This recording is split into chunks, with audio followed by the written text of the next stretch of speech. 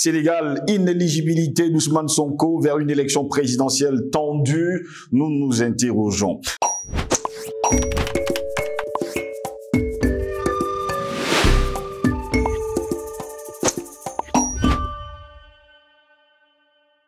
Mesdames, Messieurs, bonjour. Très heureux de vous retrouver sur Panafricaniste TV. Bienvenue à toutes et à tous à cette édition de Parole panafricaniste. La Cour suprême sénégalaise a cassé vendredi dernier un jugement qui revenait sur la radiation des listes électorales de l'opposant. L'affaire a été renvoyée devant le tribunal de Dakar pour être rejugée dans le fond. Devant un public figé par l'attente, le président de la Cour suprême du Sénégal, Ali Sireba, a annoncé le vendredi 17 novembre dernier d'un ton solennel que la plus haute instance judiciaire du pays cassait et annulait la décision du tribunal de Ziguinchor du 12 octobre dernier. Ce précédent jugement revenait sur la radiation des listes électorales de l'opposant Ousmane Sonko et donnait à ce dernier une chance de se relancer dans la course à la présidentielle de février 2024. En l'abrogeant, la Cour suprême n'a pas remis en question la compétence du juge de Ziguinchor, mais estimé qu'il avait commis une erreur de droit dans son jugement. Selon l'instance, Ousmane Sonko a bien été notifié et informé de la procédure de radiation du fichier électoral le concernant, contrairement à ce qu'avait considéré le magistrat casamançais. Ali Sireba a donc décidé de renvoyer l'affaire devant le tribunal hors classe de Dakar pour qu'elle soit rejugée sur le fond. Le bras de fer engagé entre Ousmane Sonko et l'État sénégalais tient le Sénégal à l'haleine depuis 2 ans et demi. L'opposant au discours souverainiste et panafricaniste est très populaire auprès de la jeunesse sensible à ses diatribes contre la mafia d'État, les multinationales et l'emprise économique et politique exercée, selon lui, par l'ancienne puissance coloniale qu'est tout simplement la France. Et nous de nous demander donc, nous dirigeons-nous donc vers une élection présidentielle tendue du côté du Sénégal? Pour répondre à nos questions, nous sommes avec Jonathan Batengene. Il est enseignant à l'université de Douala. Il est notre invité. Jonathan Batengene, bonjour, bienvenue à vous. Bonjour mon frère Goss, bonjour à tous les panafricanistes, tous ceux qui se battent pour la liberté du continent, tous ceux-là qui pensent à la souveraineté de l'Afrique et qui savent que cette souveraineté va être conquise et que cette souveraineté va permettre aux dignes fils de ce continent de se sentir heureux, libres sur la terre. Nous leur disons que la victoire de ce combat est pour bientôt et cette victoire passe par l'engagement collectif. Nous nous interrogeons Sénégal, inéligibilité d'Ousmane Sonko vers une élection présidentielle tendue. Eh bien, Jonathan Batengene, vendredi dernier, le président de la Cour suprême du Sénégal, Ali Sireba, a annoncé d'ailleurs d'un ton solennel que de la plus haute, en tout cas, instance judiciaire du pays, cassait et annulait la décision du tribunal de Ziguinchor du 12 octobre dernier qui donnait d'ailleurs quitus, on va le dire, à Ousmane Sonko d'être candidat. Ah ben, finalement, on comprend plus, c'est un casse-tête judiciaire au niveau du Sénégal. On a l'impression que la justice du Sénégal est actuellement en train de se livrer au sein de la justice de l'appareil judiciaire. Il y a bien des factions qui se livrent une bataille terrible et cette bataille tient aux logiques d'élimination du candidat Sonko à l'élection présidentielle et l'autre à la conservation, à la volonté de préserver l'état de droit. Et on a vu que la très haute juridiction sénégalaise a tout fait pour se ranger dans l'autre camp, le camp de la volonté d'empêcher le candidat Sonko d'être éligible à l'élection présidentielle. Mais ceci traduit aussi la volonté de tout un pouvoir, le pouvoir de M. Macky Sall, qui, dans sa traîtrise vis-à-vis de l'Afrique, parce que ces derniers temps, on a vu un rapprochement avec les forces obscurantistes occidentales, on l'a vu dans des manœuvres tout à fait dangereuses contre le Niger, dans des manœuvres basses contre le destin de l'Afrique. Ce dernier, Macky Sall, a décidé, ou bien aurait décidé avec ses amis que désormais, il faudrait couper la tête à M. Sonko et l'empêcher d'être candidat à l'élection présidentielle. C'est une sorte de suicide collectif qu'il a essayé de réaliser parce que lui, sachant qu'il n'aura plus la possibilité de se représenter, il veut que désormais son principal concurrent, lui également, ne soit pas représenté. C'est le scénario vers lequel on était en train de se diriger lorsque on a constaté que la fronde qui était ouverte contre Macky Sall semblait prendre de l'ampleur et gagner du terrain. Il n'avait plus que cette porte de sortie, c'est-à-dire un suicide collectif pour essayer de limiter la casse. Question d'espérer que celui qu'il désignera comme son second aura assez d'aura pour se positionner comme étant le futur président du Sénégal. Là, c'est une autre paire de manches. Mais dans le cas d'espèce, ce n'est que la suite logique d'une bataille qui aujourd'hui ne se fait pas à l'honneur du Sénégal, se fait plutôt dans le cadre de replonger le Sénégal davantage dans des compromissions. Parce que l'adversité que se livrent les deux hommes va davantage dans le sens de faciliter la pénétration des forces exogènes sur la scène sénégalaise plutôt que d'aider à la libération véritable du Sénégal. Pourtant, eh bien, on nous fait savoir que la compétence, on va le dire, sur la question de la compétence, on a remis, la Cour suprême n'a pas remis en question la compétence du juge de Ziguinchor, mais estimé qu'il avait commis une erreur de droit dans son jugement. On peut dire qu'il s'agissait d'une erreur, mais il fallait à tout prix assouvir les volontés de M. Macky Sall. C'est empêcher M. Sonko d'être candidat. Et pourtant, Macky Sall n'est pas candidat lui-même.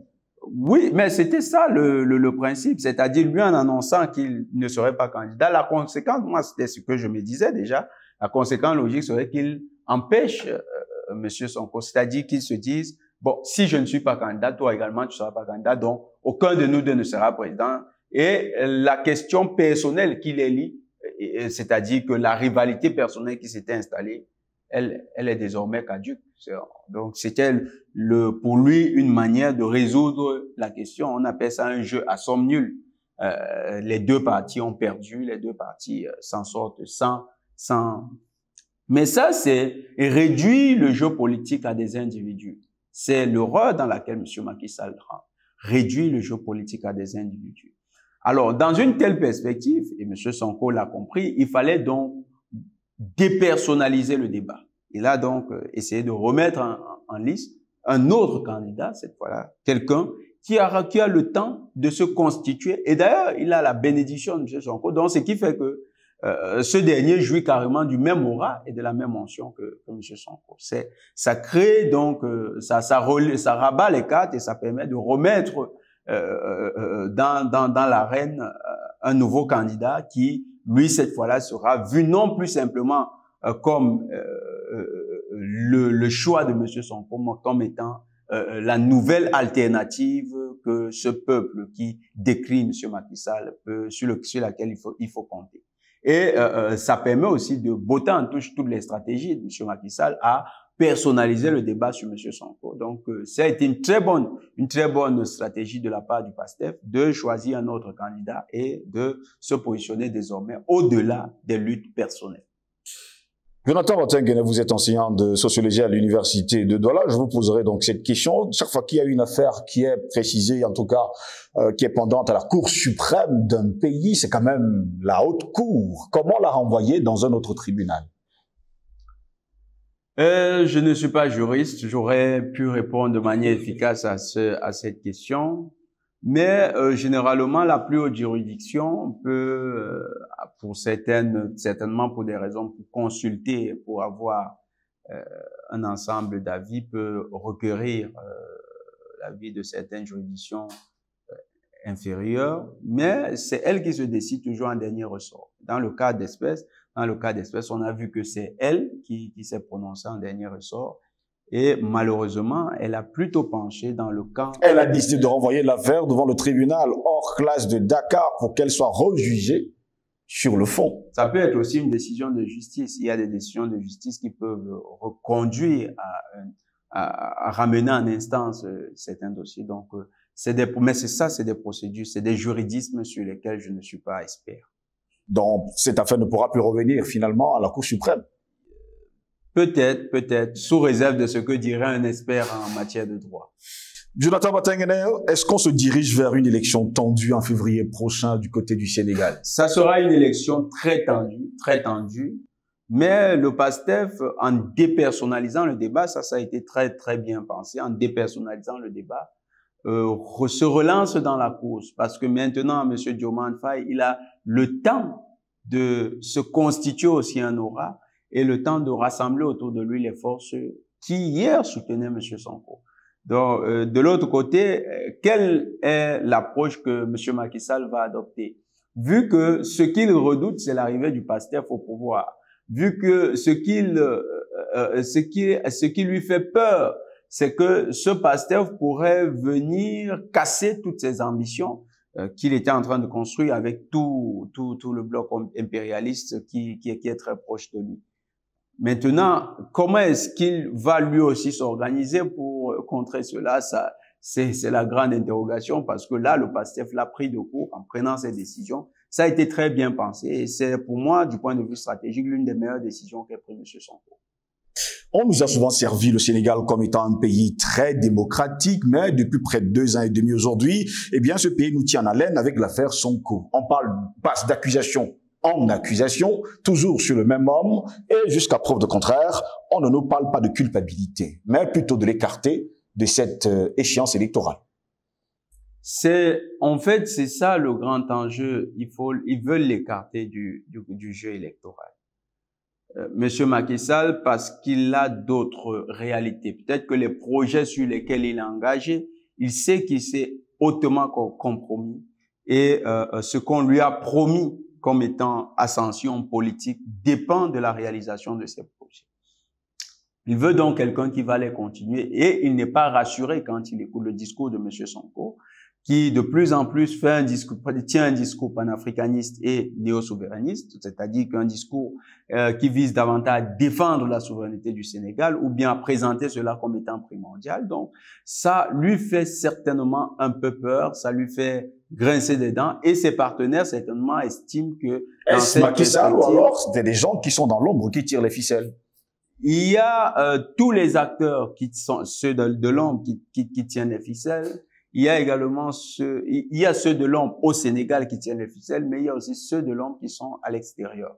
Et puis, ceux qui sont à l'extérieur sont pas tant de l'ombre, hein. Il a des partenaires, par exemple, la France il a fait un rapprochement avec la France très important ces derniers temps. Donc, ce rapprochement, vise à remettre la France dans le jeu politique sénégalais, vraiment au cœur du jeu politique sénégalais. Je ne sais pas si c'est sa confrontation avec Sonko qui l'a autant jeté dans les bras de la France, mais il faut noter que Macky Sall, au départ, c'était un Turc, carrément. C'était devenu un Turc. Mais maintenant, il est totalement avec la France. Comment est-ce que M. Sonko va se positionner vis-à-vis des puissances étrangères? Ce sera là le moment décisif lorsqu'il prendra le pouvoir. Nous, pour ma part, moi, panafricaniste, et pour certains, nous observerons M. Sonko lorsqu'il certainement conquérera le pouvoir. Quelle sera sa position vis-à-vis des puissances impérialistes? Si il a le courage d'assumer le discours panafricaniste qui tient aujourd'hui et de conduire le Sénégal vers la libération, ce que nous souhaitons finalement beaucoup, eh bien, il aura toutes nos... Pourtant, pour un bon nombre de panafricanistes, on va quand même dire que le Sénégal a toujours été la chasse gardée de la France. Ça a toujours été, c'est encore la chasse gardée de la France, parce que les duels actuellement au Sénégal, on ne sait pas par quelle alchimie la France a réussi à se placer encore au centre des arbitrages, alors qu'à un certain moment, la France était en train d'être écartée. Donc, actuellement, la France est revenue au centre des arbitrages. Il faut craindre ce retour de la France au Sénégal, ce retour en puissance. D'ailleurs, même, vous avez vu ce rapprochement qui était, il y a quelques années, très frêle entre le Sénégal et la Côte d'Ivoire. Aujourd'hui, il est devenu une sorte de mariage d'amour. Et Macky Sall et Ouattara se rencontrent maintenant comme deux co-épouses qui vont préparer le bain de leur mari. Donc, la France a réussi à remettre le Sénégal dans son giron. Il faut que les velléités panafricanistes qui sont actuellement exprimées au niveau du Sénégal triomphent. Et ça passe par le renversement de M. Macky Sall. Il faut à tout prix que le pouvoir de M. Macky Sall soit ébranlé et que les nouvelles forces assume un tournant panafricaniste. Pour gagner une élection du côté du Sénégal, il y a aussi certains groupes religieux qu'il faut caresser dans le sens du poil. On se rappelle quand même de l'arrivée de Macky Sall à la tête du Sénégal. Il était le grand espoir. Il était conduit justement par Beno Bok Yakaar. Est-ce que on va encore voir, on va le dire ainsi, ces groupes de religieux, disons-le comme ça, accompagnés par exemple le PASTEF? Mais vous parlez par exemple là des marabouts, et les marabouts, vous avez la Tidjaniya, vous avez la Tahrikiya, vous avez cet islam soufi qui est les Mourides. Vous avez également la confrérie des Mourides, en fait la confrérie, même l'une des confréries les plus importantes des Mourides, avec leur ville sainte Touba. Donc c'est une donnée sociologique importante au Sénégal. Parce que l'islam soufi a permis l'endogénéisation de l'islam au Sénégal, un peu comme vous avez aujourd'hui dans les mouvements chrétiens ce qu'on appelle les pentecôtismes et l'endogénéisation des christianismes en Afrique. C'est des pasteurs qui enseignent le christianisme, mais en s'appuyant désormais sur les terroirs africains pour se projeter à l'extérieur. Et les pratiques sont davantage proches des cultes ancestraux africains parce que vous avez la transe, vous avez un ensemble de pratiques. Effectivement, le soufisme est à l'islam ce que le pentecôtisme est au christianisme. Je le dis comme ça pour que ceux qui nous écoutent aient une image très claire de ce que c'est que le soufisme. Et la tradition soufie ancrée au niveau du Sénégal fait qu'un ensemble d'acteurs politiques ont besoin du soutien des soufis. Il faut noter que les chrétiens du Sénégal ne sont que 16% et ceux qui pratiquent les cultes africains sont autour de 10% ou bien 11%. Donc l'écrasante majorité, donc plus de 70% des Sénégalais sont musulmans. Et la majorité est musulman soufi. Par les 70%, vous avez près de 50 à 60% qui sont musulmans soufis. Ces musulmans soufis répondent davantage aux mots d'ordre qui sont adressés par les marabouts. Les marabouts, c'est des guides religieux, un peu comme les pasteurs. C'est eux qui prennent, dès le bas âge, l'éducation des talibés. Les talibés, c'est les apprenants, ceux qui apprennent généralement le Coran, qui se forment. Et ils ont donc l'éducation des plus jeunes jusqu'à un certain âge. Donc, ces marabouts ont une grosse influence dans la société sénégalaise. Généralement, quand vous avez la confrérie mouride, parce qu'ils sont organisés en confrérie, quand vous avez la confrérie mouride qui adoube un candidat, ce candidat a des chances de passer. Et quand à côté, vous avez la Tidjaniya également, qui est des illustres représentants de la Tidjaniya qui vous adoubent, eh bien là, vous êtes sûr de briguer la présidence. Le candidat Sonko ne jouissait pas d'un bon crédit auprès des marabouts Tidjaniya. Il y avait une catégorie, certains marabouts mourides qui avaient pris le risque de se rapprocher de lui, qui lui vouaient un certain respect. Maintenant, il faut voir si les rapports ont évolué entre les deux, entre les confréries et son mouvement. Mais ce qu'il y a lieu de savoir, c'est que le phénomène Sonko, quand vous le regardez dans le fond, le phénomène Sonko a ce site particulier que c'est un phénomène d'identification des jeunesses à un leader jeune. Et donc, cette jeunesse est parfois transconfrérique. Donc, vous avez à la fois des jeunes Tidjanes, des jeunes Mourides, des jeunes Tarides qui se retrouvent au sein du mouvement du PASTEF autour de la personnalité charismatique qu'incarne Ousmane Sonko. Donc, c'est un mouvement qui a sa propre dynamique. Est-ce que les confréries se sont réconciliées avec le mouvement parce qu'on voyait en ce mouvement aussi un certain iconoclasme de la part de ces leaders? Est-ce qu'il y a eu une réconciliation entre les acteurs? Et s'il y a eu une réconciliation, comment est-ce que ça va s'organiser? Est-ce que le nouveau choix, Monsieur Ousmane c'est Diomaye Faye, je crois bien, est-ce que Monsieur Diomaye Faye aura la capacité de fédérer ces marabouts-là autour de lui? C'est peut-être aussi ça l'astuce avec un nouveau visage à la tête du PASTEF. Ça pourrait être une personnalité qui fédère beaucoup plus que celle de M. Sonko, parce qu'avec les marabouts, c'était très difficile le rapport entre Sonko et les leaders. Il se dit également que Macky Sall n'a pas perdu justement l'apport de tous ces chefs religieux. Bon, il n'a pas perdu parce que Macky Sall a su ménager le confort des religieux. Et il a su jouer sur la question religieuse. Vous savez, dans les manifestations du PASTEF, il y a, je crois, des édifices religieux qui ont quand même été touchés. Donc ça a beaucoup écorné l'image du PASTEF. De l'autre côté, vous avez Macky Sall qui a donné, qui a contribué pour que des gens aillent à la Mecque. Donc il a travaillé à ce que l'islam confrérique sénégalais se structure davantage, que des gens puissent avoir un certain nombre de privilèges comme le pèlerinage. Et également, l'attractivité de Touba, il a travaillé un peu plus à l'attractivité de Touba et des autres sites saints de l'islam confrérique sénégalais. Et la Tidjaniya qu'il avait adoubé n'a pas véritablement encore divorcé de lui. L'ensemble des généraux politiques qui sont dans la Tidjaniya lui vouent encore une certaine allégeance. Donc, à ce niveau, il y aura vraiment quelque chose d'intéressant. Est-ce que le Sénégal va changer sa sociologie électorale pour les prochaines élections? C'est-à-dire que est-ce que l'islam confrérique sera fragilisé par le nouveau mouvement du PASTEF? Ou bien est-ce que la donne sociologique électorale sera confirmée parce que l'islam confrérique est resté fidèle aux bases proches de Macky Sall? Si il y a quelque chose d'intéressant, ce sera certainement aussi ça à voir. Mais pour nous panafricanistes, vous savez que la religion n'est pas une barrière, parce que pour nous, l'islam, le christianisme et les autres religions, elles peuvent et doivent simplement